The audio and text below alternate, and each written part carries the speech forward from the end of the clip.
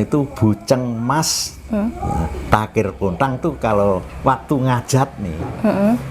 Buceng Mas Takir Pontang sak perlu, bahasa Jawa maaf ya. Sak perlu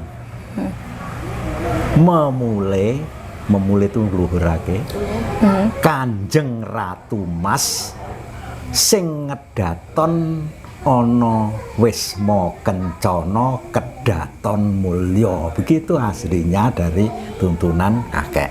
Sakderenge nglajengaken mirsani video sakjangkepipun, kula aturi kapurih nutul tombol subscribe supados boten ketinggalan video salajengipun.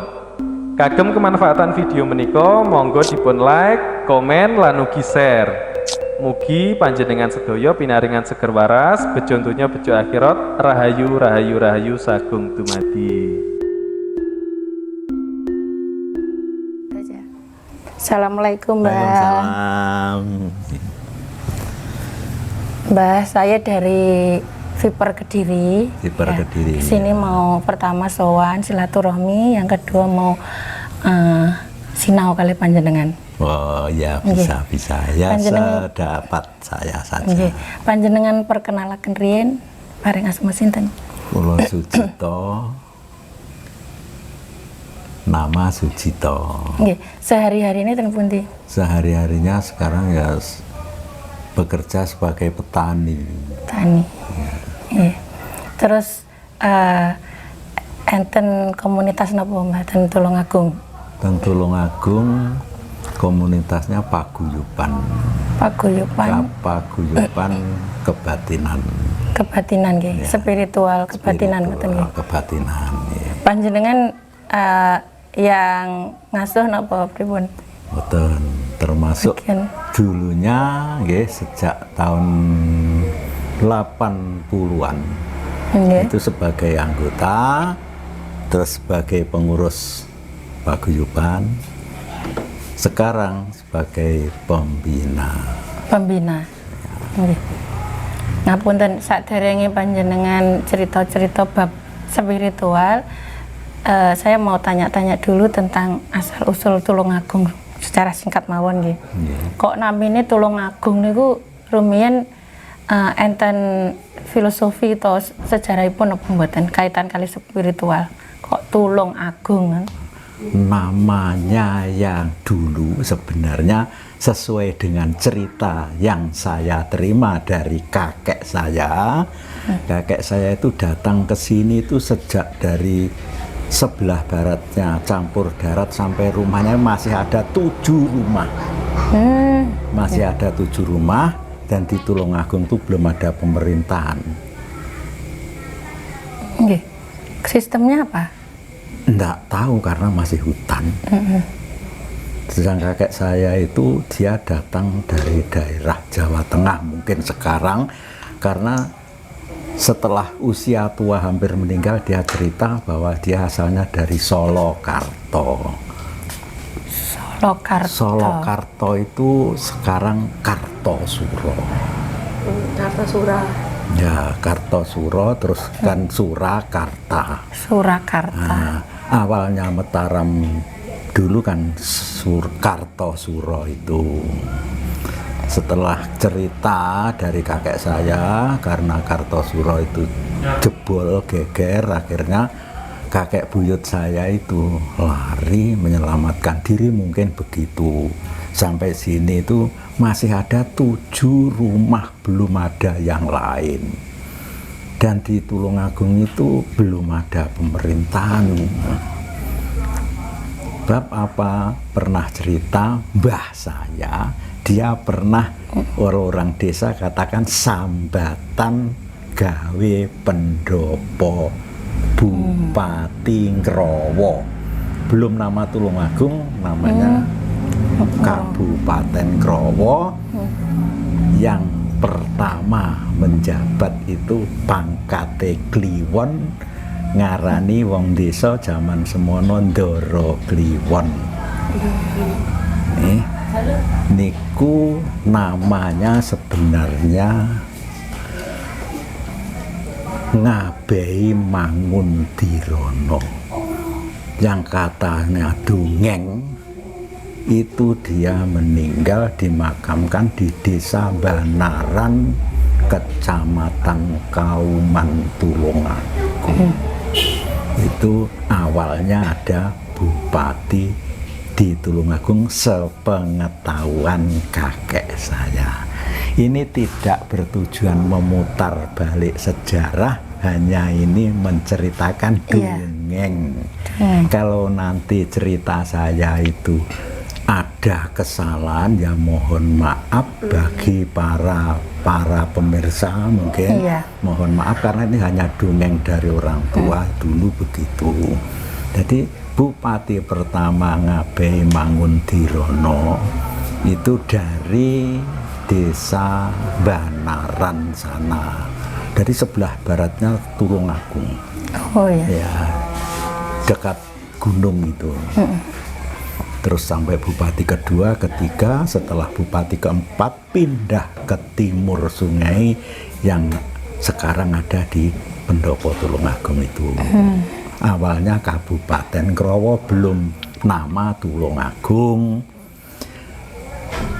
Dari Kabupaten Krowo menjadi Kabupaten Tulungagung itu menurut cerita tahun 1901. Bupati yang ke-11 namanya Raden Partowijoyo. Bupati yang ke-11 Raden Partowijoyo, nama Krowo diganti nama Tulungagung. Kisaran tahun berapa Pak itu? 1901 Masehi. 1901 Masehi. Berarti kira-kira ada kaitannya dengan kerajaan Majapahit, mboten? Kalau itu kan wilayah Surakarta, Mataraman. Oh, berarti bisa jadi orang-orang Tulungagung ini masih ada terah Mataram ya? Iya, memang Mataraman.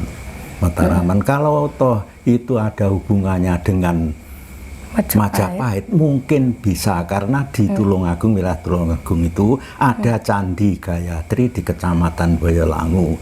Candi Gayatri itu kan bangunan Majapahitan. Candi Dadi di Gunung Budek, apa itu Candi Cungkup di Sanggrahan, itu kan Majapahitan. Jadi ya mungkin ada hubungannya dengan kerajaan Majapahit tempo dulu. Tapi yang ada sekarang, kenyataan dari cerita yang saya terima itu, Tulungagung itu berawal dari Kabupaten Krowo, Raden Ngabei Mangundirono sebagai bupati yang pertamanya. Tahunnya belum tertulis, sampai bupati ketiga belum tertulis.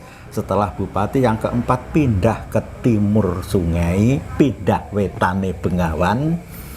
Nanti tahun 1901 dari Beslit Belanda itu ganti jadi nama Tulungagung. Bupati yang ke-11 Raden Partowijoyo. Menurut cerita gitu. Kalau catatannya tentang urut-urutan bupati itu saya punya dulu, ya ngerepek dari catatan orang tua itu. Terus tempat-tempat yang berada di Tulungagung itu, maksudnya tempat leluhur itu di mana saja, Mbak? Tempat leluhur kalau di Tulungagung itu umumnya ada di Punden. Punden itu apa? Punden itu namanya Punden dari pepunden, mungkin itu makam para cikal bakal atau orang-orang yang dituakan di masa lalu. Makanya dinamakan pepunden, artinya yang dipundi-pundi atau yang dihormati, diagungkan sebagai cikal bakal. Jadi bukan danyangan, istilahnya punden ya. Beda antara punden dan danyangan. Saged diceritakan mungkin pemirsa kalau punden itu menurut cerita itu punden itu makamnya para leluhur atau para tokoh atau para pejuang sing cikal bakal babat. Kalau danyangan itu danyang itu entah dari mana itu kok dikatakan danyang itu apa, makam apa, biasanya ada pohon besar itu dikatakan danyangan. Jadi kalau punden itu jelas itu makamnya para leluhur atau tokoh, tapi kalau danyangan itu entah bagaimana itu kok orang-orang menyebut. Iya, tapi biasanya dipakai ritual ya Mbak ya? Kalau yang untuk danyangan? Enggak, kalau Justru orang enggak, sini ya? istilahnya punden. Punden yang dipakai ritual. Nah, artinya yang bau rekso desa itu artinya yang babat atau cikal bakal desa, atau mungkin yang dituakan sebagai tokoh itu sing bau rekso. Bukan kok jin setannya yang ngerekso atau menjaga desa itu tidak. Iya. Terus tempatnya di mana aja yang paling sakral biasanya dikunjungi para ini pengunjung itu di mana yang paling kira-kira yang paling sakral? Kalau sekarang biasanya itu di makamnya Bupati Tulungagung yang ada di Desa Wajak. Oh, di Wajak. Ya. Wajak Boyolangu. Ya. Terus Mbah untuk apa namanya kepercayaannya orang Tulungagung dulu sebelum ada agama-agama yang sudah disahkan negara itu apa kepercayaan berspiritualnya namanya apa? Kalau sepengetahuan menurut cerita itu sudah memeluk agama. Sudah apa? Orang-orang Hindu juga ada, buktinya ada Candi Gayatri, Buddha juga ada seperti Candi Jungkook. Sedangkan zaman kakek saya itu karena dari Mataram mereka kan Islam. Selain itu orang-orang dulu itu biasanya memiliki kepercayaan yang namanya spiritual. Iya. Ya, kepercayaan itu pelajaran yang diperoleh dari para leluhurnya. Iya. Apa istilahnya kapitayan itu? Mbak? Ya, kapitayan. Iya. Itu untuk yang saya ingin mendapatkan cerita yang kepercayaan itu. Itu tata caranya untuk melakukan ritual seperti apa? Mohon maaf, apa gabung dengan membaur dengan agama-agama yang datang itu atau punya ritual tersendiri? Kalau kepercayaan seperti yang saya ketahui, ya, itu tidak seperti agama-agama apapun. Karena itu menurut dongengnya itu memang asli budaya leluhur, tidak mengambil dari salah satu agama. Cara dia melakukan spiritual, kalau bahasanya itu bisa macam-macam, bisa mengheningkan cipta, bisa semadi, bisa nenuwun atau tapakur itu. Tapi pada dasarnya mereka itu berdoa mohon kepada Yang Maha Kuasa. Jadi bukan sembahyang. Iya. Karena tidak ada waktu-waktu pokok yang harus dilakukan. Iya. Terus pakai alat apa Mbah? Misalnya kayak ritual tertentu, misalkan ada bunganya atau ada dupanya atau kemenyan itu ada? Yang saya ketahui tidak pakai alat apa-apa. Yang penting alatnya adalah hati ini. Iya. Hati yang bagaimana? Hati yang memang berserah diri dan mohon kepada Yang Maha Hidup. Ya, untuk posisi tubuhnya apa ya? Posisi tubuh tidak ditentukan. Duduk boleh, sambil tidur boleh, sambil berjalan boleh. Yang penting itu konsentrasi, Mbak. Konsentrasi, selalu ingat sama Yang Maha Pencipta gitu ya. Terus untuk ritual cara menghormati leluhurnya? Cara menghormati leluhur sesuai dengan adat yang ada atau tradisi yang ada. Seperti misalnya suroan, suran, terus neton, ngampir nih neton terus selamatan hari kelahiran atau istilahnya sekarang ulang tahun kelahiran. Ulang tahun. Nggih. Lek suran ada ritual seperti apa, Mbak? Kalau suran tuh ya selamatan biasa, pakai ambengan istilahnya, Ambengan. pakai ambengan. Ada ketentuan enggak? Sebenarnya ada ketentuan kalau dari kakek saya, suran itu pakai tumpeng atau buceng yang itu ditaruh di takir, yang namanya takir pontang, itu dikatakan buceng mas. Selain buceng mas, pakai jenang, jenang abang, ngoten nika. Ada artinya itu? Kok harus emas? Ada. Warnanya emas atau gimana? Takir pontang yang berisi nasi, di atasnya ada lauknya, ya serondeng apa itu, terus dikasih nasi kuning. Jadi nasi tawar, terus di atasnya nasi kuning, terus ada lauknya, terus ditumpangi dadar telur mata sapi istilahnya sekarang. Iya, ya. Tuh, dikatakan buceng mas dalam takir pontang. Iku enten makna luhure no mboten? Kok harus warnanya kok kudu kuning Ya, terus ada itu. Ada ya? Menurut cerita leluhur ada. kayak seperti apa? Kalau itu buceng mas, takir pontang tuh kalau waktu ngajat nih, buceng mas takir pontang sak perlu, bahasa Jawa maaf ya, Iya. sak perlu memulai itu ngluhurake Kanjeng Ratu Mas sing ngedaton ana Wisma Kencana kedaton mulya. Begitu aslinya dari tuntunan kakek. Iya. Jadi buceng mas mulai Kanjeng Ratu Mas ingkang ngedaton wonten Wisma Kencana kedaton mulya. Wisma Kencana itu badan kita. Wisma Kencana. Iya, Wisma itu rumah, Kencana itu emas. Yang ini harganya melebihi dari emas Emas. atau Iya.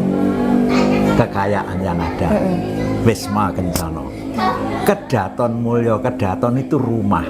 Mulya itu hidup kita. Hidup itu kan tidak butuh apa-apa. Semua sudah difasilitasi Ya. Tuhan. Iya. Hidup itu cuma butuhnya hidup. Terus kita mau menggunakan apa? Mau kita apakan? Sang hidup ini mempunyai daya. Nah, ini Kanjeng Ratu Mas, kedaton Wisma Kencana kedaton mulya. Di situ ada dadar telur, yang kuningnya ada di tengah, artinya intinya itu kan ada di tengah. Benih hidupnya di tengah. Kalau di perumpamaan tubuh itu di mana letaknya? Letaknya ya di hati Di kita. hati tengah ya. Kolbu. Kol. Iya. Terus itu jenang. Jenang. Jenang itu sebenarnya tradisi. Kalau jenang, jenang abang, jenang sengkolo. Nih, niku artinya bahwa kita hidup itu berasal dari orang tua, para leluhur. Nek ngajat nih jenang sepuh. Jenang sepuh itu yang bubur merah. Merah. Ya, jenang sepuh. Sepuh saking kaki nini bopo biyung. Ini. Terus ada yang dikasih putih. Jenang yang ditumpangi nasi putih sedikit. Jenang sengkolo. Sengkoloi sangkolo sangkani romulo.